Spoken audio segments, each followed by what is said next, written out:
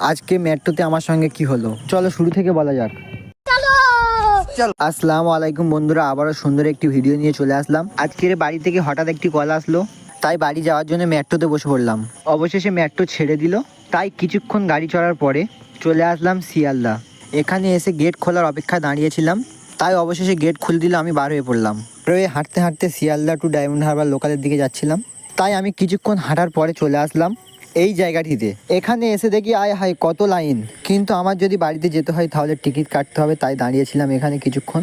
এখানে একা একা কিছুক্ষণ দাঁড়িয়ে থাকার পর অবশেষে আমার টিকিট কাটা হয়ে গেল। টিকিট কেটে বোর্ডের দিকে তাকিয়েছিলাম কখন শিয়ালদা টু ডায়মন্ড হারবার বোর্ডে আসে তার জন্য।